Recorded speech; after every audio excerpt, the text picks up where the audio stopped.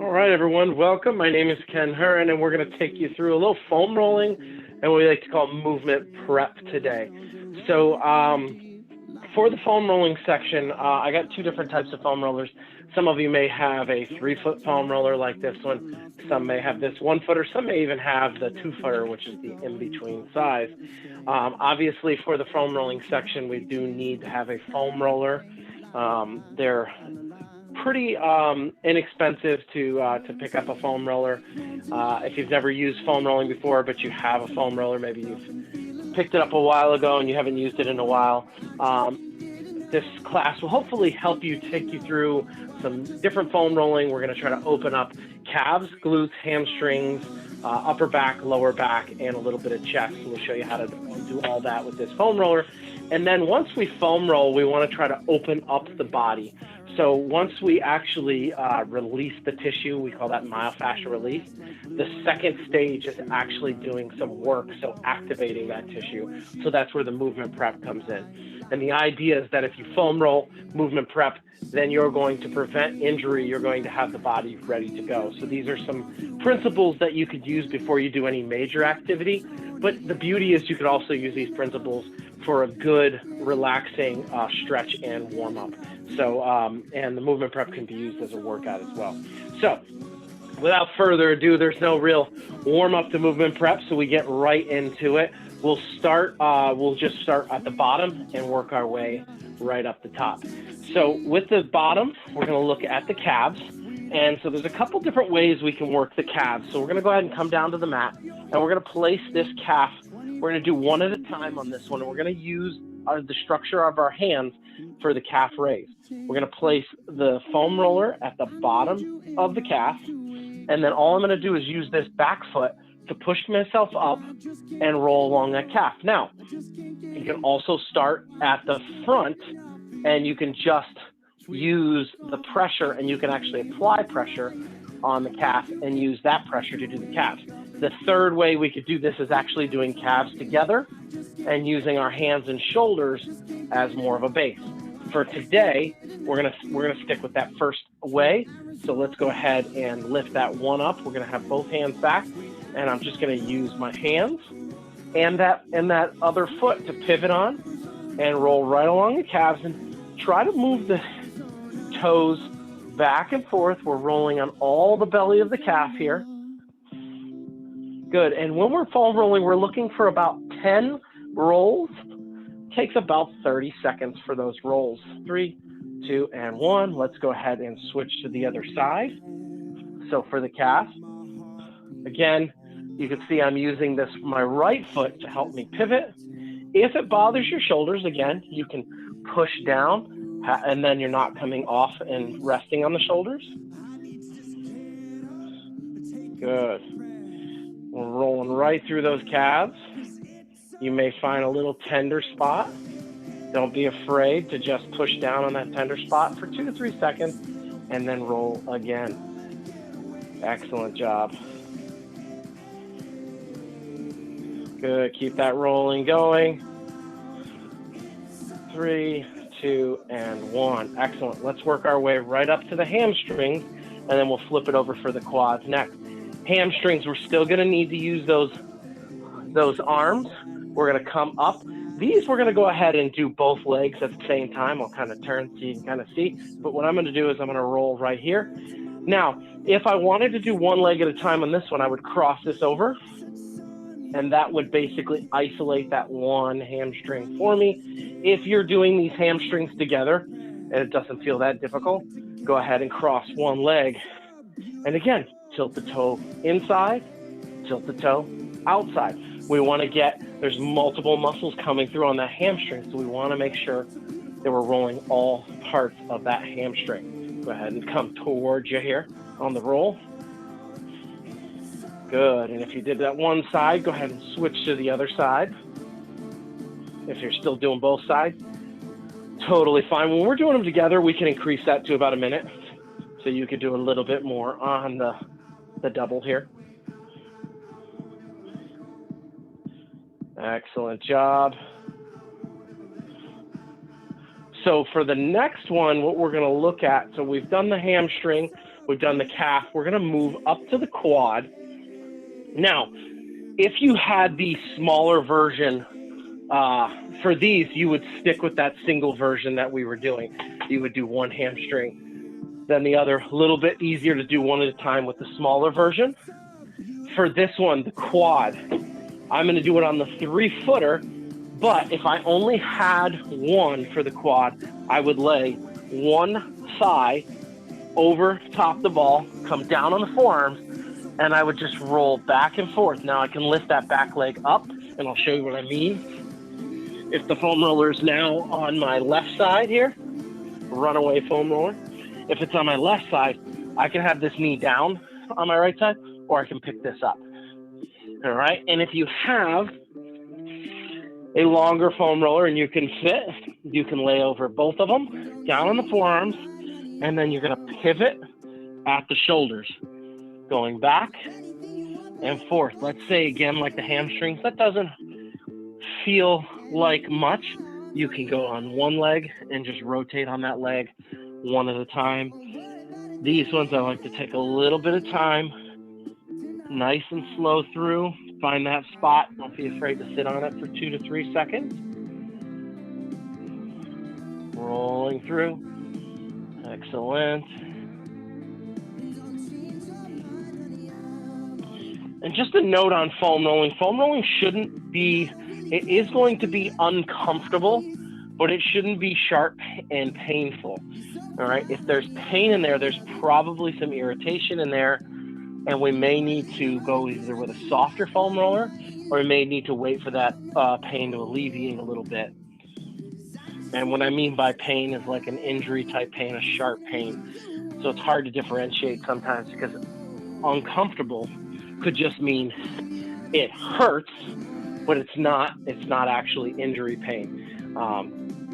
So a way to know that is if that pain kind of exists 20 seconds or more after you get off the foam roller, that's usually a bad pain that we're making worse. But if you stop, feels better, that's usually just that discomfort. Okay, so let's go ahead and get into the glutes next. So for the glutes, what we're gonna do is we're going to sit on that foam roller. All right, so find a nice comfortable position sitting on that foam roller. I want one leg to be extended, one leg to be bent. One hand is balancing us back here. From here, I'm gonna roll and roll. So I'm rolling to that lower cheek, up to the top of the bottom of the low back, top of the butt. All right, and I'm just using this straightened leg is just bending. That's how I'm rolling over that glute. Now we talked about rotating. Go ahead and rotate that foot over, go on the side of the hip. We don't need to necessarily roll on bone, but we'll roll pretty close to it.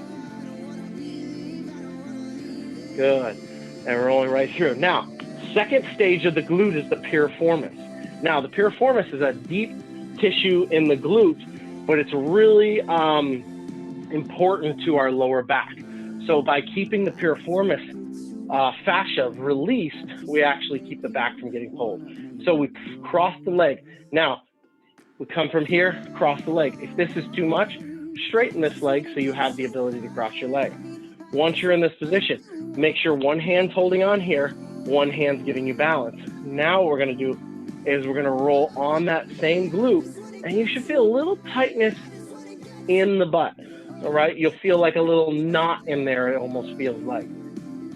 Deep in, and that's gonna be your piriformis. Now, if you don't feel it, go ahead and lean over a little bit, go a little higher, go a little lower.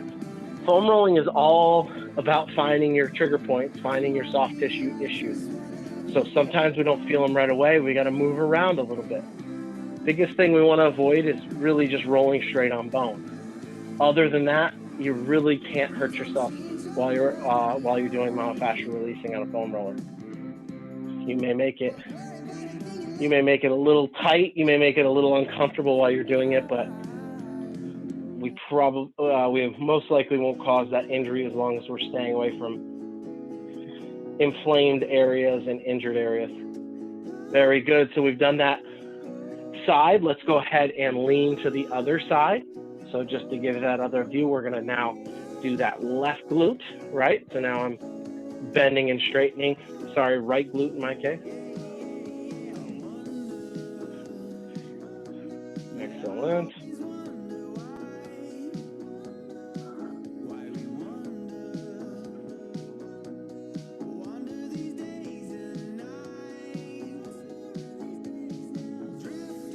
Very good. 3, 2, and 1. Let's go ahead and cross now. And we're going to hit that Piriformis.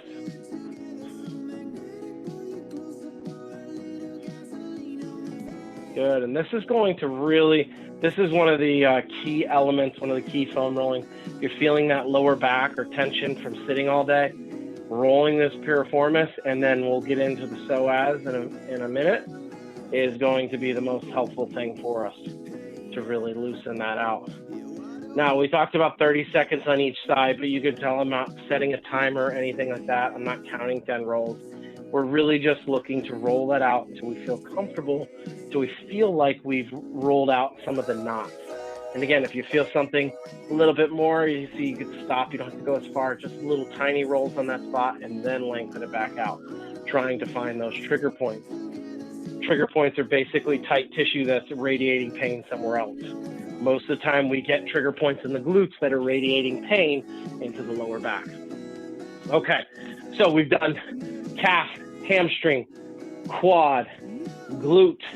Let's go ahead and turn our attention to the piriformis. Now the piriformis is a small, piriformis and psoas, sorry, not the piriformis, the psoas and hip flexor are small muscles in the pelvic area. All right, these are muscles that when we sit all day, these muscles do this and they tighten. And then we try to stand and we try to lengthen them and they grab back and they basically pull our hips under. So we're kind of, I'm exaggerating for effect, but we're kind of walking with our back getting turned like that all day. So by opening up that piriformis, we can then, and then the psoas, we can then straighten out everything and make sure nothing's getting pulled on. So this one's going to be a weird one. We're going to lie on the foam roller so that it rolls like this. All right. So if I'm lying on my right side, the foam roller is going to be on my right shoulder to my left hip. Okay. So right shoulder to left hip. I want to lay right on here, just like this. And I want to just small little rolls in that pelvic region. This is a little awkward and a little uncomfortable. I will not discount that. However, if you can get it right into that hip section, you don't even really have to roll. You can just lay right on it here. You'll feel some tenderness, some tightness right in that pelvic area. That's going to be the psoas and hip flexors. And it may even be a little numbness, a little painful in this case, a little awkward. But I promise you that this is well worth it to get these psoas and hip flexors really opened up. So we're just kind of, like I said, we can lay on it like here, or just kind of do these half rolls. Again, if I'm doing my right side, the foam roller goes in the direction from my right shoulder, left hip. So let's go ahead and switch it up. So now I'm doing my left side. Top of the foam roller is at my left shoulder, angled to my right hip. I'm going to lay right over that. And just those little small rolls. These aren't going to be very big. And again, you can even just lay on it. There is that little pocket in the pelvis region there that you should be able to comfortably sit in. You can also perform this myofascial release with a lacrosse ball and dumbbell. If anybody's interested in that, we have some options on that. You can email us at fitness.center@rtx.com. I believe I have some video clips of that, and I also have some literature on the lacrosse ball foam rolling, but using the foam roller totally okay in this case. Okay, so we rolled hip flexor psoas. Now the psoas is a little deeper down, hip flexor a little higher up. That's the two we were trying to hit there. Let's go ahead and take a quick peek at the lower back. I don't like to fully roll on the lower back. The reason is because normally we have a lot of trouble with lower back, and normally the lower back is in pain or it's inflamed, so we don't always look at the lower back. But in order to do the lower back, we're going to go ahead and put this foam roller right behind right behind the butt. What we do with the lower back is we actually roll the back over the foam roller instead of the opposite. All right, so what I'm going to do is I'm going to lift my hips up off the ground, and I'm going to put that foam roller right in that lower back region, just like that. So it's right in that lower back above the glutes. I'm going to pick either both legs up or one leg up, and then if I'm doing one leg, I'm going to actually rotate my hips side to side so that I'm rolling that lower back on, and I can go a little higher into the lower back. And if that doesn't feel enough, I can lift both legs up. We're rotating back and forth. Now, once we do about 10 of these back and forth, then we can go touch down and back up.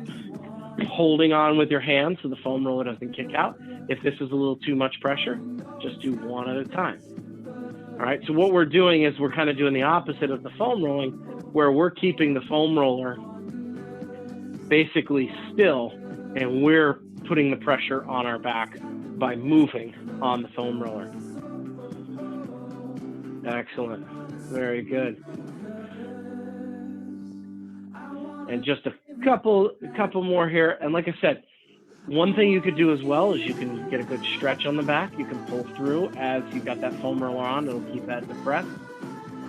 And then when we're finished that, we'll put that back down. We'll go ahead and kick that foam roller out. And that's how we could foam roll that lower back region. Okay, let's get to the upper back. Upper back's a fun one as well. We're gonna sit on this foam roller again. And what we're gonna do this time is we're gonna walk all the way out. So I'm gonna start at the end of the mat. And what I'm gonna do is we can use our hands if we need to, but I'm gonna roll all the way out. And usually some of you will feel some cracking on this one. That's not a bad thing. The foam roller does have the ability to do a little realignment of the spine. So that's where you may hear some cracking and some popping.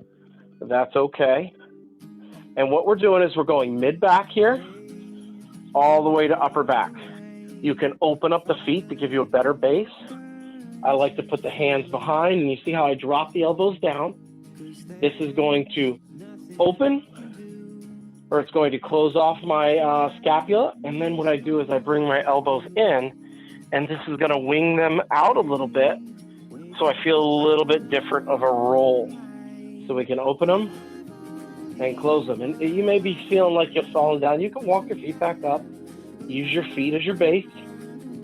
And we're just doing some nice rolling along the back to the mid-back. Very good. Now let's go ahead and get the left side of the shoulder. I'm going to extend my left arm, and I'm just going to roll right on the side here. I'm just going to I'm leaning over on that left shoulder. My right shoulder, back of my shoulder kind of came off the foam roller a little bit. 3, 2, 1. Let's go ahead and switch the side. So you'll see now my left side will come off, and I'm putting more pressure on that right side. These are really good for the lats and the rhomboids. We get a lot of tenderness in there as well. Just opening that up. Good. Let's come back in. One more big roll here to there. You can see you may roll up and down the mat a little bit, adjusting that mat. That's okay. And then we're going to put our back down right from here. All right. And we're just going to fix this. And what we're going to do is bring it down to the neck. Now, the neck is the same thing as the lower back. We're going to kind of isolate that neck there. And then we want to let that foam roller get right in between the neck. And we want to kind of just lean our head to the left, lean our head to the right. Again, rolling our neck on the foam roller. If you need to add a little pressure, you can take both hands, just apply a little bit of pressure on the forehead. You'll feel that little bit of difference. And we're just rolling in that neck pocket. And then what we want to do is we want to try to almost tuck the foam roller under with the head, and then tuck the chin to the chest. So chin goes to the ceiling, tuck the chin to the chest. You can feel that rolling on the neck. Good. Just a couple here. 1 or 2 more side to side. Good. And you may come over to the side and say, oh, I feel that a little bit. And we can just sit on that side and do a little back and forth so we feel that portion of the neck. Same thing on the right, just a little side to side. Excellent. Just going back and forth. And when we're done with that, we'll go ahead and release that down and come on back up. So we went all the way up the back to the neck. Great job on those. I moved my mat all the way for us. Now, with the neck and the back, again, depending on the foam roller, and all of these could be done with the small foam roller as well. If we were doing the small foam roller on the back, what you would do is you would just do one side at a time. We wouldn't do that full out. You would do the one side, the other side, and then put it in the middle. But that would be fine there. There is another way to roll the back. If you have the 3 foot, you can lie on the end of it so that your tailbone's right here and your head's at the end and actually roll back and forth. That's another way to hit those lats and serratus muscles. Just for the sake of time, we won't actually get into that as much today. Our last foam roll is going to be our chest. Our chest is very similar to our psoas, and so that we have to lay on it.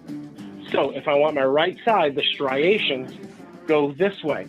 So I want them to come across the body. So I actually want to be a little bit different this time, right? So I'm going to lay that chest muscle over and I'm going to come just like this. So this time, if I'm doing my right side, I want the top of it to go to my left temple, the bottom to come towards my right hip. And then what I'm going to do is I'm going to lay that chest right down on that foam roller, hand goes out, and then I'm just going to use my body to kind of roll on that chest.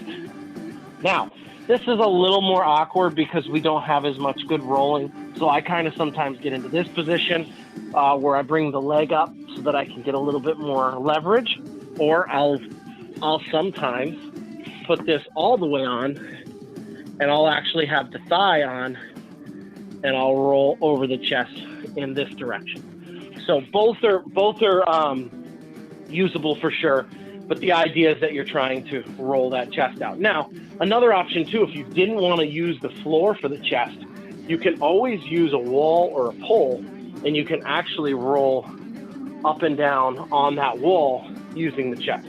So that's another option. All right, if you haven't switched yet, let's go ahead and switch to the left side. On that chest, going with the striations.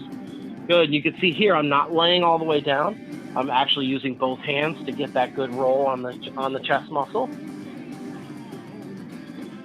Excellent. And then you can kind of even sit on this one. You'll get that release too. Remember with myofascial release, it is what we say it's exactly what it says it is. It's releasing the myofascial of the body. Think of the fascia as your protective mechanism, but also your movement properties. The fascia has 2 jobs. Its job is to move at all planes of motion. So it takes a robotic version and it allows us to move here to here because all that fascia connects. The other job is to protect. So if there's an injury, it tightens. Sitting all day like this, your body looks at that as an overuse injury. So that's why they tighten. That's why we get low back pain. Fascia release should be done daily. We should try to do this once a day. It can be done twice a day.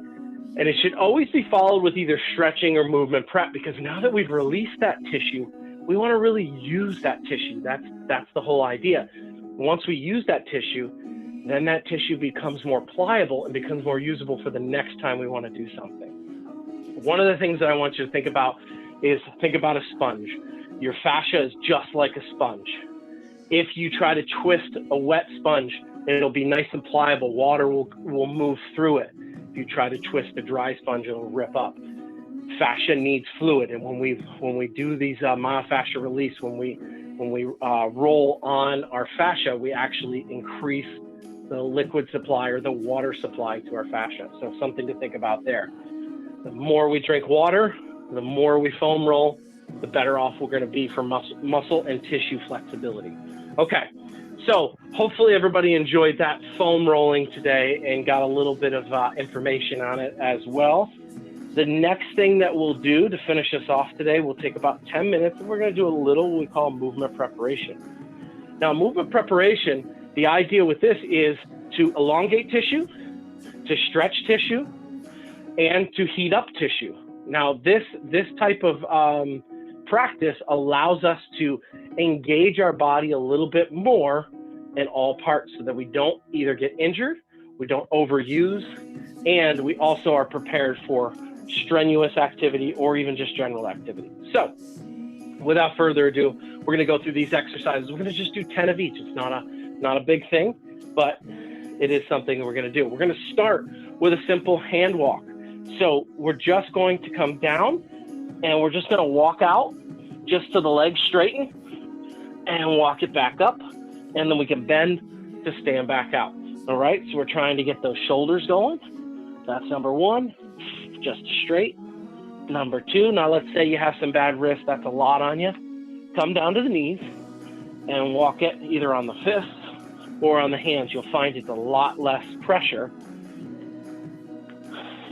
We should be on number 5 now. Good. 5 to go here, down, walk it out. 5.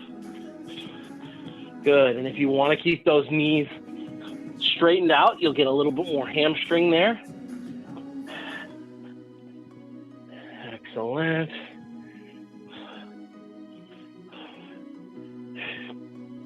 We got 2 more to go here.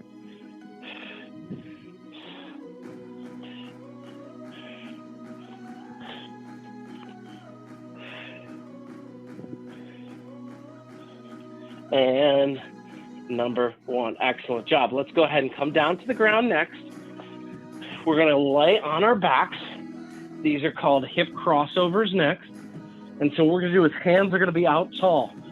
You can either have the heels down and you'll cross over with the toes or the heels staying connected, or you can bring them up, cross them over, and cross them over. All right, here we go. 3, 2, and 1. Let's go ahead and cross them over. 1,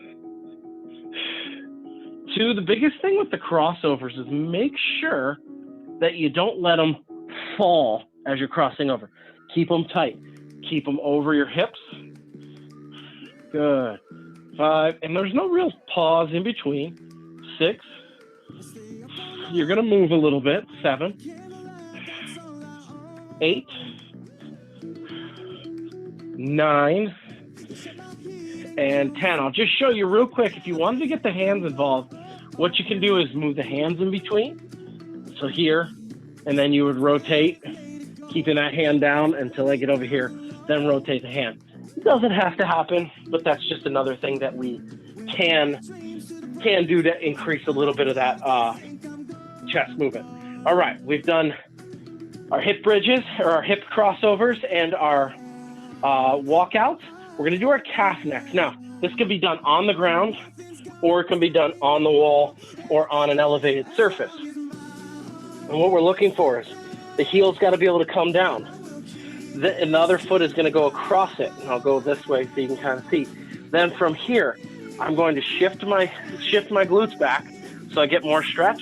Push up and shift back. Now let me show you that down on the ground method here. So if I'm here, I've got the foot over, push back, shift forward. On this one, I'm actually getting my calf, but I'm shifting at the hips. 2, good. 3, 4, so you can modify how needed. 5, 6, 7, 8, 2 more, 9, 10. Let's go ahead and switch the side. Same thing. 1. And if you feel like you're not feeling it, just step back a little further. 2, 3, 4, but you should be able to put that heel down every time. 5, 6,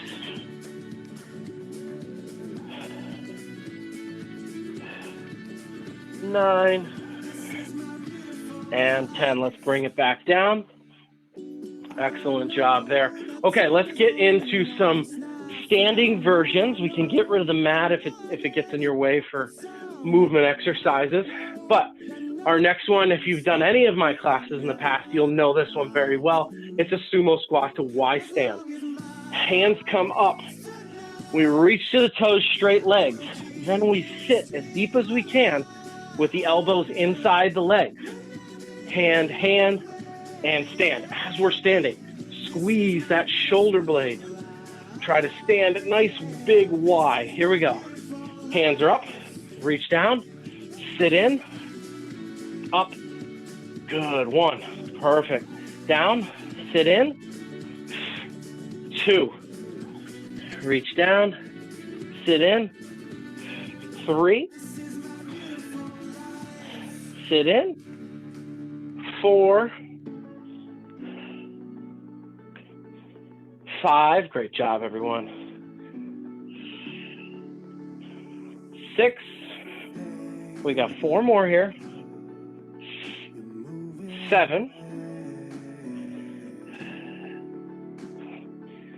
8, 2 more, eyes are forward as we stand, 9, last one, and 10. All right, let's move into what we call reverse lunge with a twist. 2 different ways to twist here.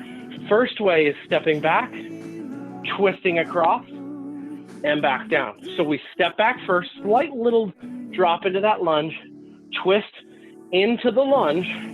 So whichever leg you're lunging, that's the direction you're twisting. The other way is to step back, try to reach back and touch your calf, and the other hand goes straight up in the air. So those are 2 different twist touches. Here or here. All right, let's go ahead and we're just gonna do 5 and 5 on this one. 3, 2, 1. Let's step it back. 1, excellent. 2, 3, 4, and 5. Excellent. I'll do the other twist on this one. So let's step back, just touching that calf. 1, this one is a little bit more balance oriented. 2, lift that hand up as high as you can. 3, great job. 4, and 5. Now, the big thing with this one is this is really opening up our hip flexor that we talked about before. So on that twist, we're getting a lot of hip flexor, a lot of glute, even getting some upper body in there as well. All right, so our next one, we're going to do what we call a lunge step. So we're gonna step forward, drop down, hands come here, then we straighten the legs and get ourselves back up. The big thing with this one, everybody tries to lunge too far. Short lunge, drop down so the hands can touch. Hands stay touching while you try to straighten out, and then step back up. The shorter you lunge, the more you'll be able to straighten. All right, let's go ahead and do 5 on these, 5 each side. All right, so step with me, drop down, keep your hands still as you straighten, and then step up. 1, perfect. Down with me, straighten it. 2, excellent. Down, straighten. 3, 4, and 5. Let's go ahead and go to the other side. Finish this up strong today here. Down, stretch it out. 1, 2, 3, 4, and number 5. Well, if you feel like I do, you feel stretched, you feel sweaty, you feel a little bit warmed up. The idea with this routine is to get you flexible, to get those muscles warmed up, to get them lengthened, and to get you ready to go for the day, the activity, whatever it may be due. I recommend once a day for foam rolling, for myofascial release, or for movement prep. It's up to you guys. I hope you enjoyed the class today. We're going to look to do some more specialty one-offs like these. But for today, thanks for joining me. Have a great rest of your day, everyone.